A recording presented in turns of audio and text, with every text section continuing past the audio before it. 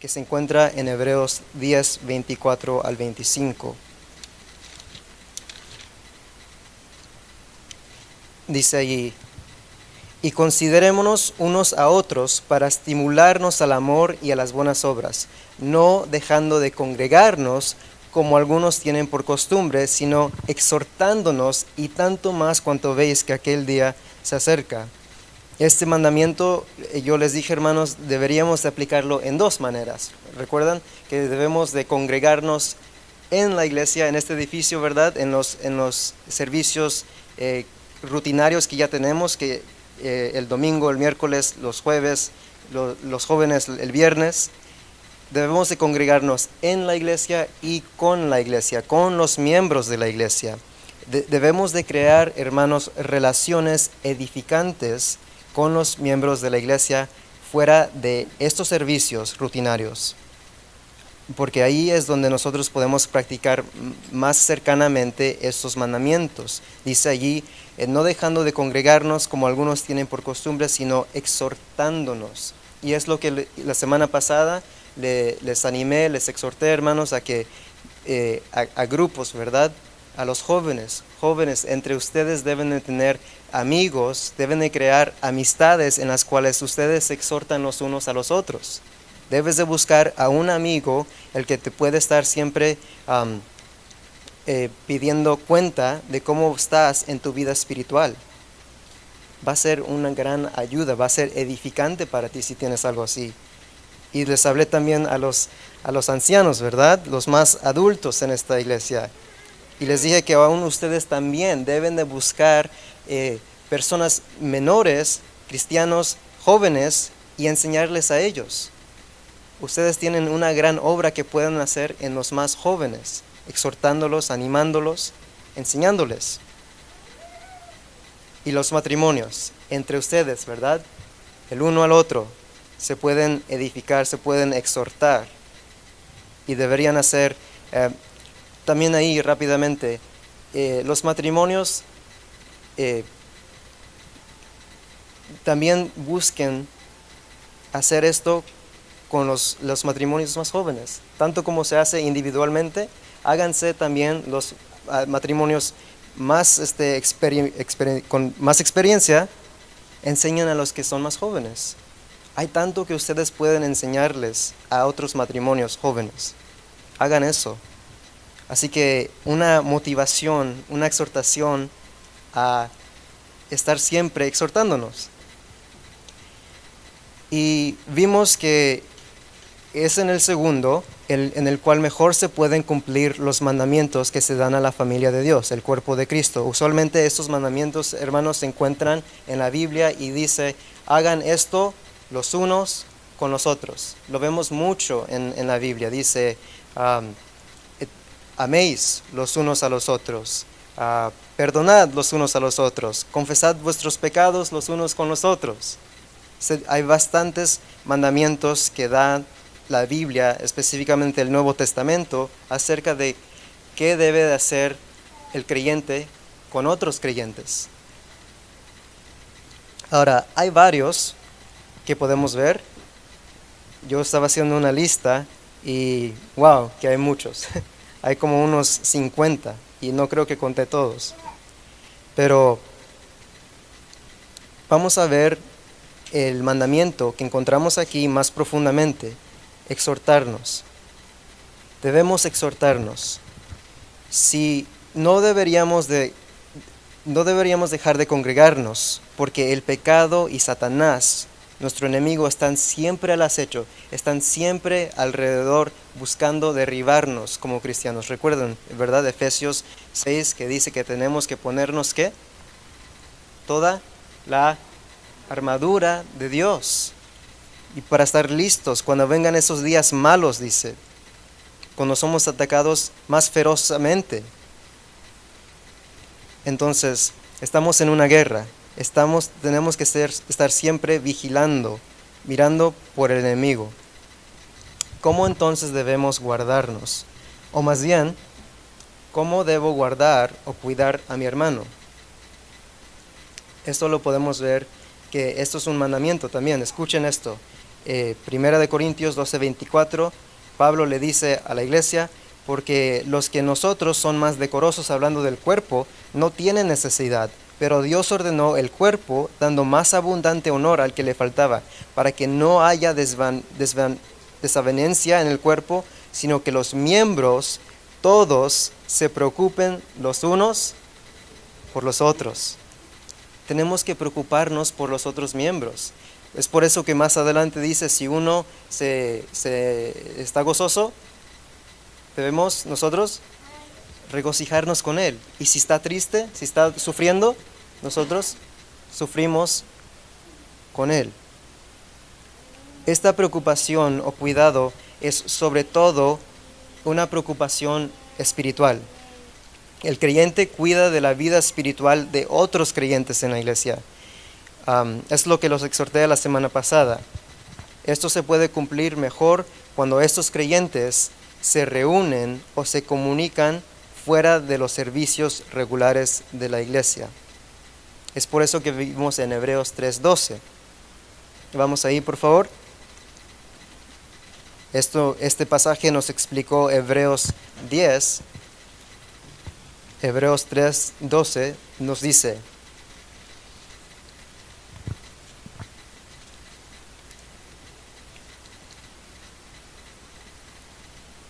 mirad, hermanos, que no haya en ninguno de vosotros corazón malo de incredulidad para apartarse del Dios vivo. Versículo 13. Antes, exhortaos, ¿quién? Los unos a los otros. Ahí está otro mandamiento, el mismo, pero ahí está. Cada día, entre tanto que se dice hoy, para que ninguno de vosotros se endurezca por el engaño del pecado. ¿A quién les está escribiendo, hermanos? ¿Se recuerdan?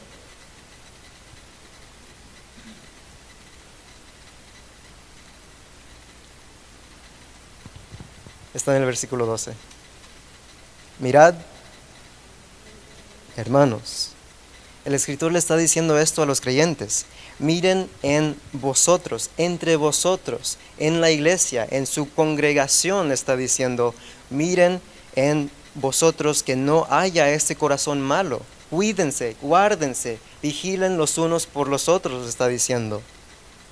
Es casi, hermanos, como el anuncio que el Señor le dio a sus discípulos la noche de su arresto. ¿Se recuerdan esa noche, hermanos? Marcos 14:18 nos dice, vamos ahí porque nos ayuda a entender este concepto. ¿Por qué debes de congregarte con la iglesia, en la iglesia y con la iglesia, con otros hermanos? Por esta razón. Marcos 14:18 nos dice: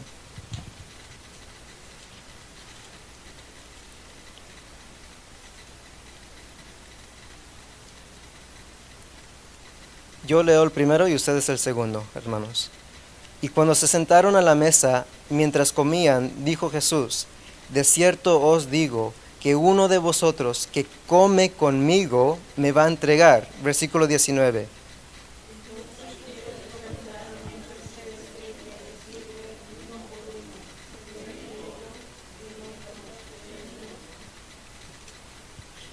Nosotros sabemos quién era el traidor, ¿verdad? Judas era el traidor. Pero escucha la descripción del traidor. Dice el Señor, uno de vosotros. ¿Y qué más? ¿Qué hace con él? ¿Qué come conmigo? Cada uno se examinó, ¿verdad? Cada Juan, Pedro, los demás se preguntaron, ¿seré yo? Cada uno se examinó al pensar que podría ser él. El Señor les estaba diciendo, uno de ustedes que ha estado conmigo por estos años y que están aparentemente en comunión conmigo, están comiendo conmigo cada día, uno de ustedes me van a traicionar. Por eso el escritor de Hebreos les dice, cuídense. Cualquiera de ustedes puede ser endurecido por el engaño del pecado. Es por esta razón, hermanos, que se necesita de otros creyentes. No nos dejemos de congregar, Iglesia Macedonia, porque tú necesitas la vigilancia de tu hermano. Uno puede ser engañado y el otro podrá verlo y advertírselo, exhortarle. Y esto debe de ser constante. Nunca llegamos a un punto de crecimiento en el cual ya no hay necesidad de la vigilancia de otros creyentes sobre nuestra vida. Nunca, nunca vas a llegar al punto en donde dices a un hermano, gracias, pero ya no necesito que me cuides. Nunca. Siempre tú vas a necesitar a alguien que esté vigilando tu vida, cuidando de ti. Porque recuerden, hermanos, dice el engaño del pecado. Es una seducción.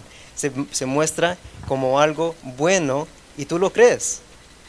Pero al fin llegan las consecuencias. Se muestra que nunca fue bueno. Así que la aplicación para esto. Hermanos, somos una familia, un cuerpo. Si un miembro de nuestra familia empieza a alejarse, eso nos impacta, ¿no? Si tú como padre se empieza a alejar uno de tus hijos, eso te afectaría, ¿no? O si eres hijo y uno de tus hermanos que has tenido todo el tiempo con él, lo has amado, ¿verdad? Se empieza a alejar, nos afecta. Si un miembro del cuerpo de Cristo empieza a apartarse, nos afecta. Jóvenes, matrimonios, ancianos, ¿se están exhortando constantemente? Esta enseñanza, hermanos, debería infundirnos de temor y de humildad. Temor porque deberíamos preguntarnos como los discípulos, ¿seré yo? Yo puedo caer. Yo no soy tan fuerte que no puedo tropezar en un pecado. Temor, ¿seré yo? Y también de humildad, porque no eres tan fuerte como a veces llegas a pensar, hermano. No nos hagamos soberbios y pensar que mira la victoria que ahora alcancé en Cristo. Ese pecado que antes me acechaba, ya lo vencí, así que ahora no me necesito cuidar. No, eso nunca debería ser así. Muchas veces el Señor nos ayuda, nos da victoria en una área y nosotros llegamos a pensar que ya no necesito que vigilar, ya no necesito cuidarme. Pero no debería ser así. La semana pasada lo vimos con Adán, ¿verdad? Adán y Eva. Hubo un descuido en ellos. Y después lo vemos, el pastor dijo, esto siempre ocurre cuando una persona llega a pecar. Hay un descuido. Se recuerdan de David, ¿verdad? ¿Qué dice acerca de David? En el tiempo cuando los reyes iban a la guerra, ¿qué estaba haciendo David? Descansando. Se descuidó. Y después pecó gravemente. Vemos acerca de los 3 discípulos más cercanos del Señor, que cuando Él les dijo, les advirtió, cada uno de ustedes se van a apartar de mí. ¿Qué hicieron esa noche cuando lo arrestaron? Se descuidaron. ¿En qué forma? Se quedaron dormidos cuando deberían orar. Hay un descuido, nos creemos que ya podemos, fuertes. No, eso no me va a ocurrir a mí. Y después caímos. Es por eso que Pablo, después de hablar del pueblo de Israel en 1 Corintios 10, dice esto. Vamos ahí, por favor. 1 Corintios 10, 12.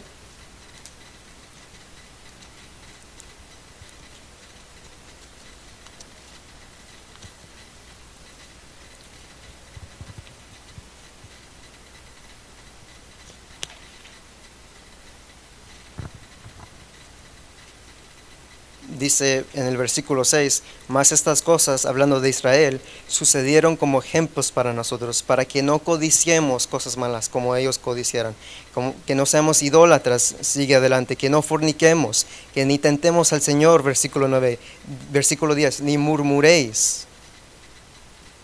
Y dice, versículo 11, y estas cosas les acontecieron como ejemplo y están escritas para amonestarnos a nosotros, a quienes han alcanzado los fines de los siglos. Versículo 12, todos juntos, por favor. 1, 2 y 3. Así que el que piensa estar firme, mire que no caiga. Escucha cómo dice en la palabra de Dios para todos. Así que el que se sienta muy seguro y firme, cuídese de no caer. Hermano, nosotros somos firmes, si estamos fuertes de una manera, es solamente por gracia. Y no deberíamos de ensoberbecernos. ¿Lo dije correcto? Perdón. Lo practico. Somos firmes y no deberíamos llegar a ser soberbios. Mire cómo lo dice, ¿eh? Entonces, hermanos, ¿aprecias a la iglesia? Porque tú estás firme, no has caído en un pecado grave, porque vienes a una iglesia donde se enseña la palabra de Dios, en la cual se te exhorta cada semana, en cual se trae delante de ti lo que Dios dice acerca del pecado, donde se te advierte contra el pecado. Pero quizá a veces no te agrada lo que escuchas, pero reconoces, hermanos, que Dios te ha cuidado de no caer en un pecado grave. Otra aplicación, ¿tienes amistades en la iglesia que de una forma u otra te están exhortando, que cuidan de tu vida espiritual y te animan? Eso es muy importante, hermanos. En mi propia vida, ahorita yo tengo algo que estoy trabajando con algunos jóvenes y yo les dije a ellos, una cosa que es muy importante y que yo les voy a pedir cuentas de es su vida devocional. ¿Estás leyendo la Biblia cada día? Y yo les dije a ellos, yo quiero que ustedes, yo les voy a preguntar esa pregunta cada vez que nos juntemos, yo les voy a preguntar, ¿leíste desde la última vez que nos juntamos tu devocional cada día? Y yo les dije a ellos, yo quiero que ustedes también me pregunten a mí, porque yo no soy demasiado fuerte. No debería pensarme así. Estamos firmes por gracia. Tenemos hermanos en la iglesia, amistades en la iglesia, que de una forma u otra te están exhortando, que te están cuidando en tu vida espiritual, que te están animando.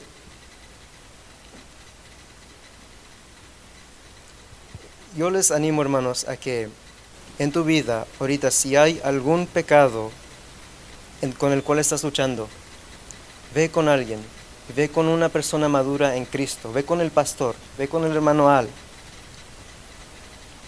y busca su ayuda. Tú no puedes en esta batalla contra el pecado solo, sea lo que sea.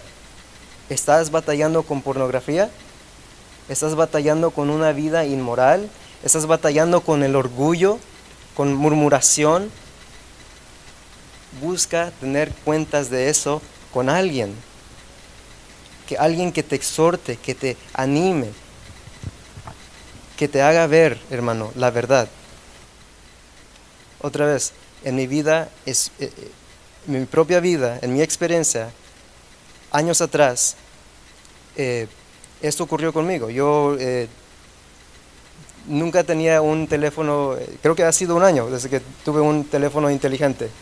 No lo quería porque el teléfono para mí era un motivo de tropiezo. Pero yo fui, cuando esto estaba ocurriendo en mi vida, yo fui al pastor y le dije, estoy luchando con esto. Y él me dio un consejo y me dijo, bueno, tienes que deshacer de tu teléfono. Y hermanos, eso fue para mí un día que no lo cambiaría por ningún otro. Porque fue para mí un motivo de gran bendición. Sí, hubo vergüenza en decir lo que yo estaba haciendo. Sí, hubo varios otros sentimientos, pero no lo cambiaría por nada porque hubo bendición después de esto. Cuando rendí cuentas a alguien, cuando le dije, hermano, estoy batallando con esto, ayúdame, eso me ayudó bastante. ¿Estás haciendo esto tú? ¿Estás rindiendo cuentas con un hermano aquí? Bueno, la exhortación es parte de la edificación. El creyente que es parte del cuerpo local buscará edificar a sus hermanos.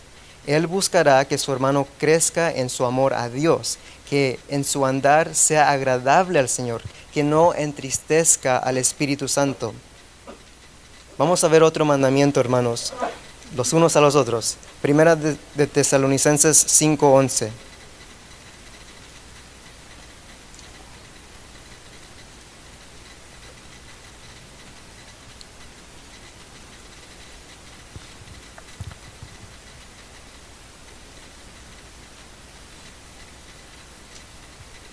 Dice ahí, por lo cual animaos unos a otros y edificaos unos a otros, así como lo hacéis. ¿Cómo vamos a hacer esto, hermanos? Es un mandamiento constante en la Biblia. Animaos, exhortaos, edificaos. ¿Cómo vamos a cumplir esos mandamientos que Dios está mandando que hagamos como creyentes, los unos con los otros? La respuesta la encontramos en Colosenses 3:16.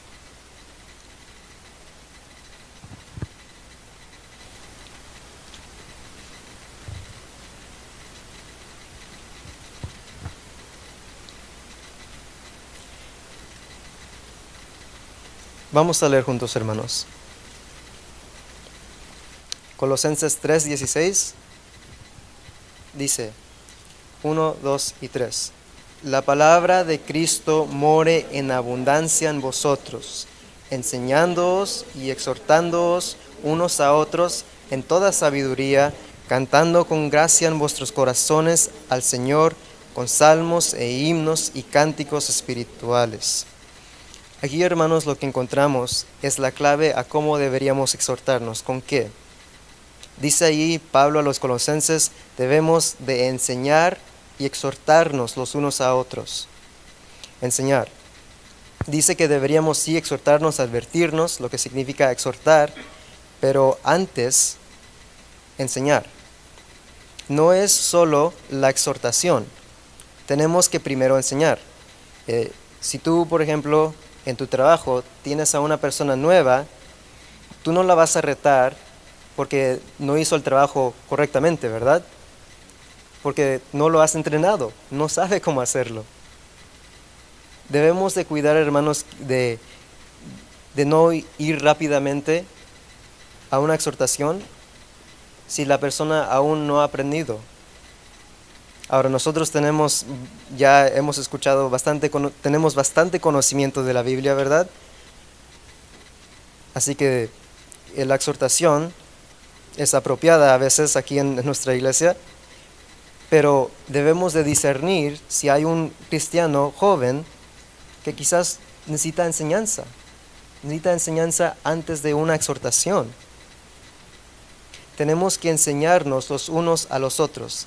Cada uno debe de ser un maestro. Es lo que la enseñanza, ¿quién lo hace?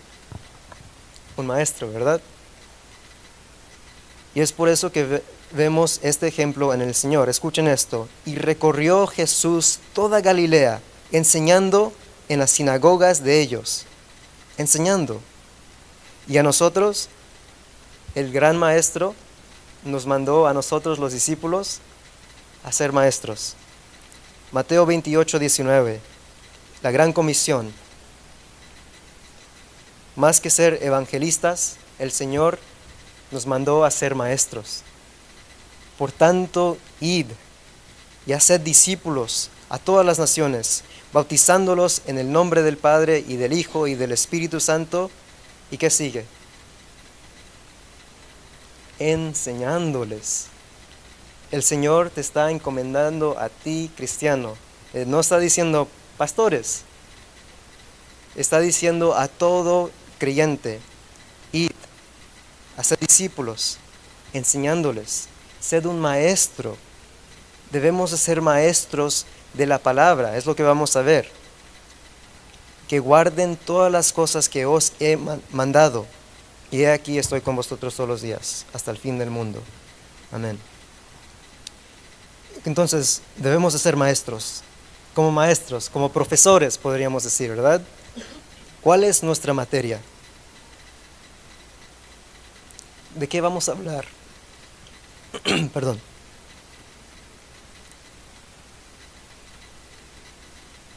Las dos son respuestas muy buenas.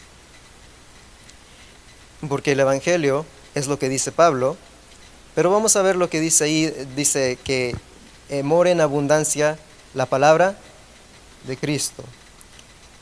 La palabra, vamos a empezar ahí.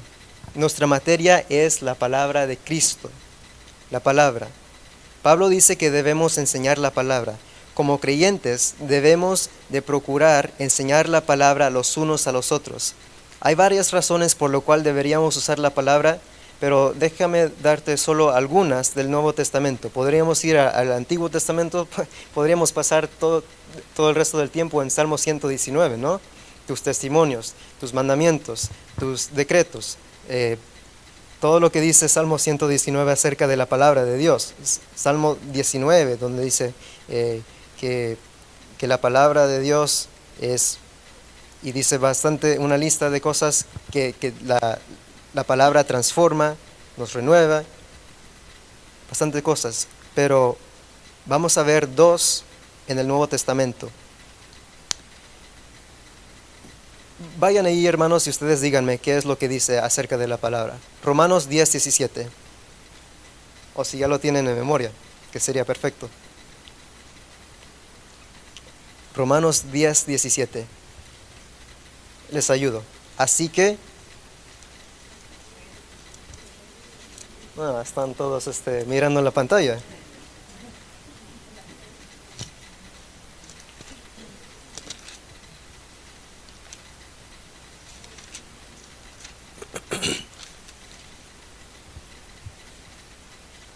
Así que la fe es por el oír y el oír por la palabra de Dios.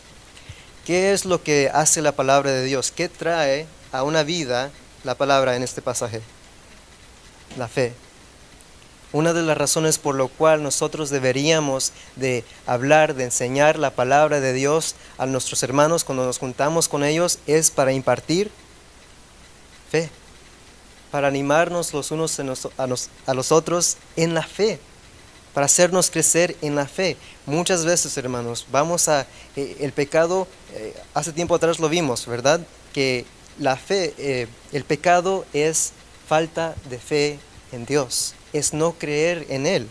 Lo vemos eso en Romanos 4, cuando habla acerca de Abraham, que él que él le creyó a Dios, que no fue un incrédulo hacia Él, y le obedeció. Imparte fe a nosotros cuando estamos dudando, cuando no estamos queriendo obedecer a Dios. La palabra de Dios imparte fe, te recuerda, estas son las promesas de Dios. Él es fiel, cree en Él, no vayas para atrás, no regreses a tu vida antigua, sigue creciendo en tu fe en Él. Así que vemos que la palabra imparte fe. La otra razón, vamos a Efesios 5:25.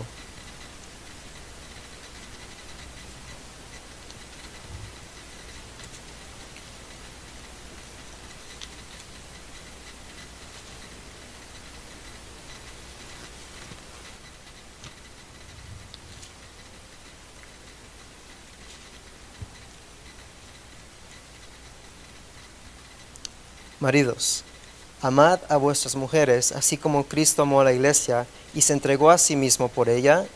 ¿Ustedes, hermanos?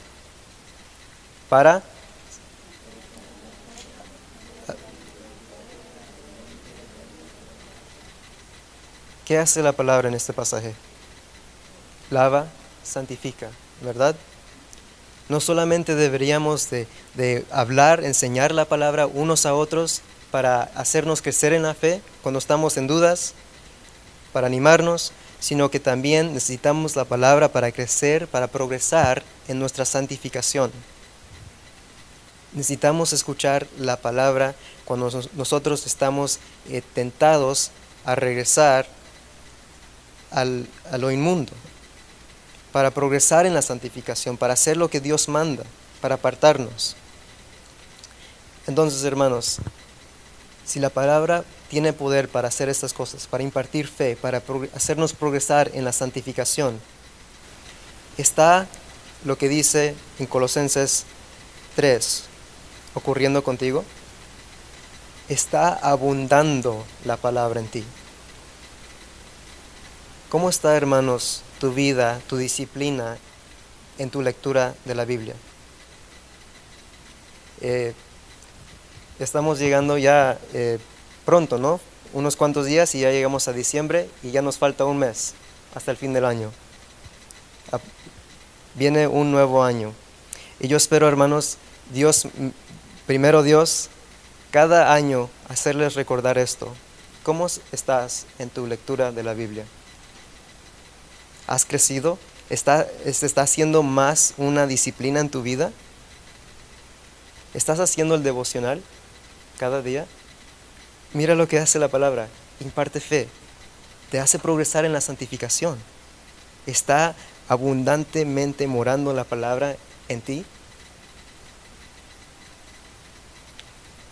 Acerca de esto tenemos mucho que decir, dice el escritor de Hebreos, y difícil de explicar, por cuanto os habéis hecho tardos para oír. Hebreos 5:12, porque debiendo ser ya maestros, ¿verdad? Es lo que vimos. El Señor nos encomienda, nos dice, enseñándoles que guarden todo lo que Él ha dicho, ¿verdad? Sus palabras, sus enseñanzas. Deberíamos ser ya maestros.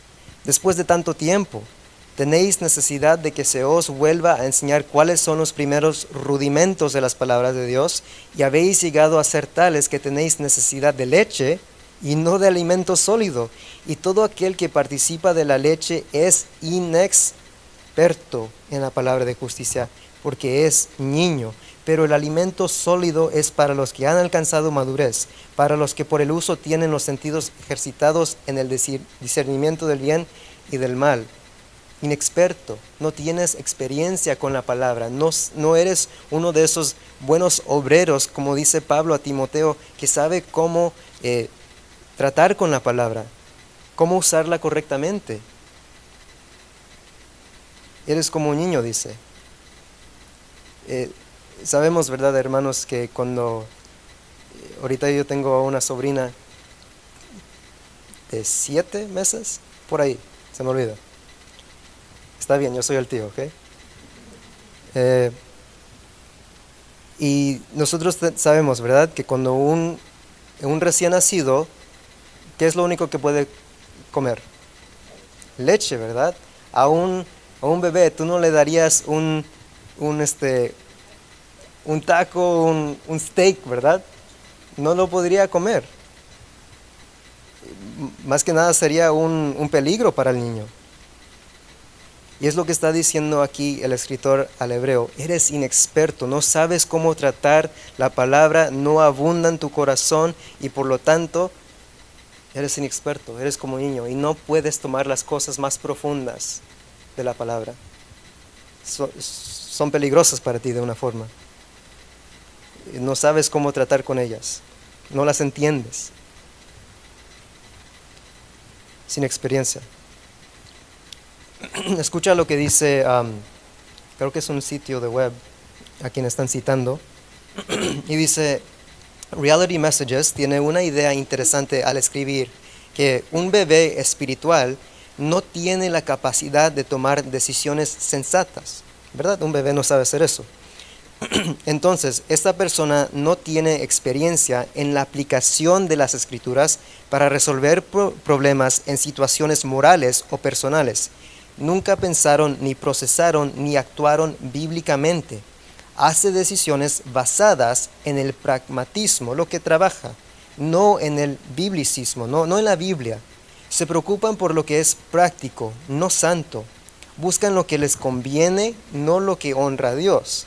Entonces ellos permanecen en un lugar de infantilismo espiritual. Su desarrollo detenido, no por falta de habilidad, sino por integridad.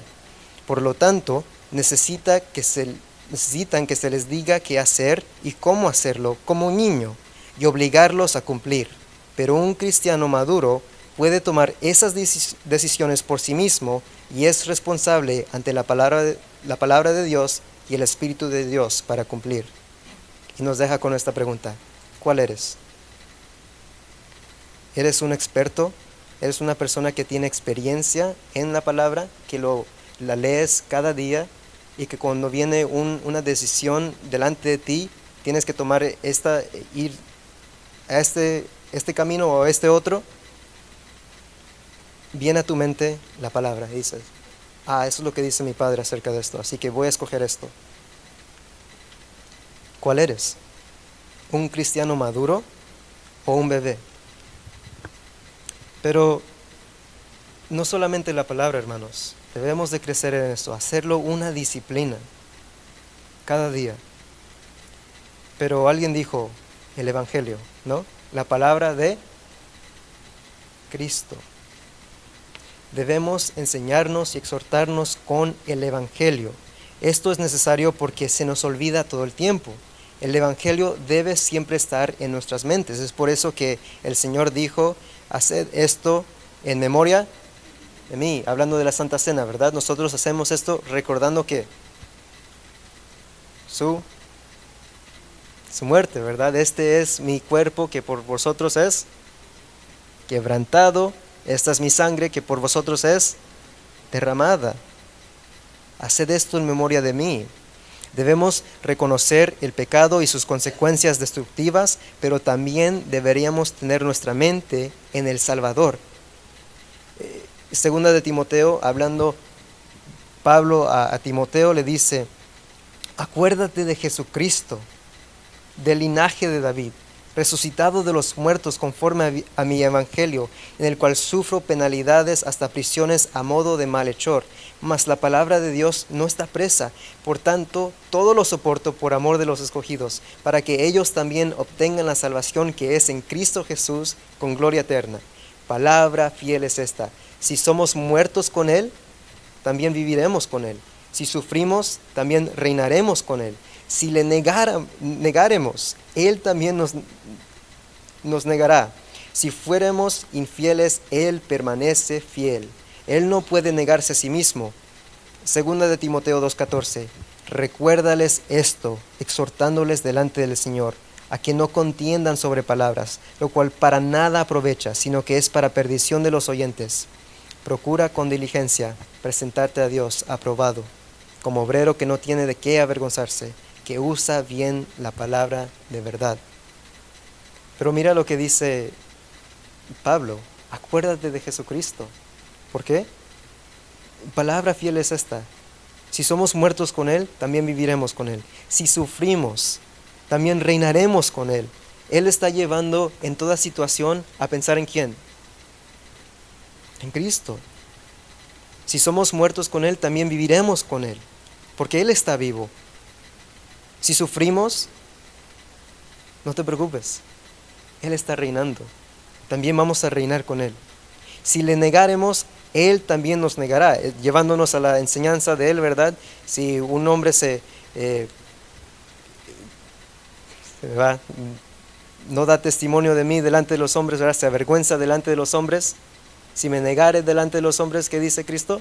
Yo también delante de... Si le negaremos, Él también nos negará. Si fuéramos infieles, Él permanece fiel, llevándonos siempre otra vez a Cristo. En nuestro juntarnos, hermanos, en nuestro congregarnos en la iglesia y con la iglesia, con otros creyentes, siempre debe estar en nuestras bocas listas para salir, para edificar, para exhortar, para animar a nuestros hermanos la palabra de Dios, el Evangelio de Dios. Para animarnos, necesitamos siempre nuestra mente y nuestro corazón regresar al enfoque de Cristo.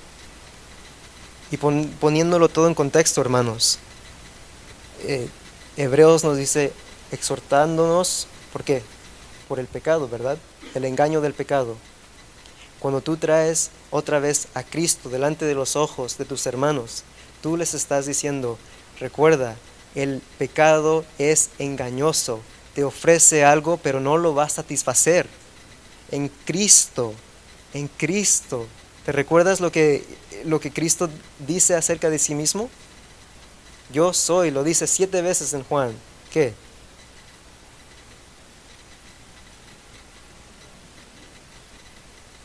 Varios, pero no escucho nada porque están... La vida. El pan.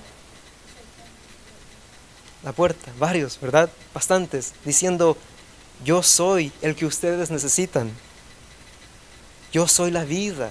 Yo soy el que los puede satisfacer. Yo soy el pan que desciende del cielo, el que verdaderamente satisface. No trabajen por el pan, les dice que perece.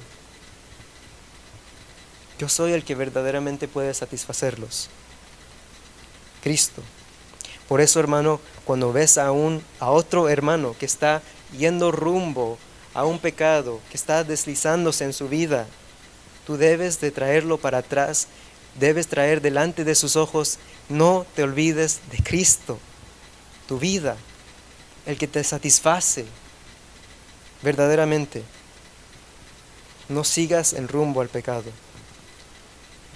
Pero otra vez la pregunta para nosotros es, ¿está eso abundando en nosotros? ¿Hemos crecido en nuestro conocimiento del Señor, de su Evangelio? ¿Podemos explicarlo a otros, a otras personas? ¿Hablarle de las cosas profundas de Dios? A decirles, no te olvides, en el cielo tenemos un sumo sacerdote. Regresa a Él, Él te perdonará. Solo confiesa tus pecados. Arrepiéntete. ¿Podemos decirle eso a alguien, explicárselo? Tenemos que crecer, hermanos, en nuestro conocimiento de la Biblia. Les animo, estamos llegando a un nuevo año. ¿Cuál va a ser tu meta este año? ¿Cómo vas a crecer en tu conocimiento de la Biblia? Bueno, vamos a orar, hermanos.